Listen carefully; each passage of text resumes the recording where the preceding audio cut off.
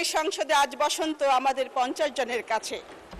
প্রত্যেক রাজনীতিবিদের জীবনে স্বপ্ন থাকে এই মহান সংসদে আসবার। তৃতীয়বারের মতো এই সংসদে এসেছি, পরম করুণাময় আল্লাহ পাকের কাছে শুকরিয়া।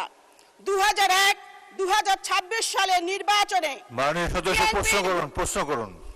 1 মিনিট সময় দেন মাননীয় স্পিকার, প্রথম এসেছি, সময় সুযোগ নেই, প্রশ্ন করুন।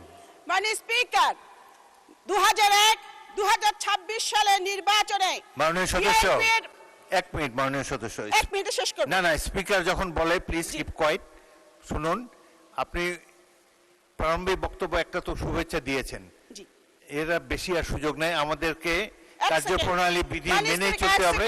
একটি প্রশ্ন করুন প্লিজ। মাননীয় স্পিকার, আপনাকে কড়া হেডমাস্টার হিসেবে দেখতে চাই না, নারী বান্ধবী স্পিকার হিসেবে এই সংসদে দেখতে চাই।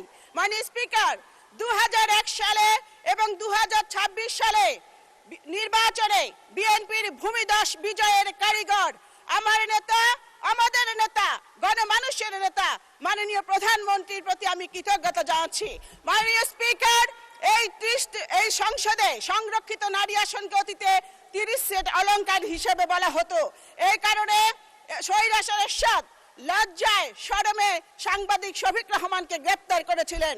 আমি আপনাকে বলতে চাই, আমরা যে 50 জন এই সংসদে এসেছি, আপনি যদি আমাদের কথা বলার সুযোগ দেন তাহলে আমরা 50 সেট অলংকার নয়, 50 সেট নারী জাতির অহংকার হিসেবে নিজেদের পরিচিত করব। মাননীয় স্পিকার, আজ থেকে 30 বছর আগে আমি আপনার নির্বাচনী এলাকার জনসভায় মাননীয় সংসদ নেতা শপথ সঙ্গী হয়ে বক্তব্য রেখেছিলাম।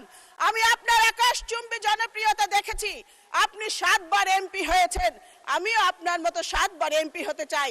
আর 7 বার এমপি বক্তৃতা দিয়ে তো 7 বার এমপি হওয়া যায় না। আপনারা এলাকায় মানুষের সাথে মিশে কাজ করেন, আপনারা 7 বার কেন 27 বার হতে পারবেন ইনশাল্লাহ।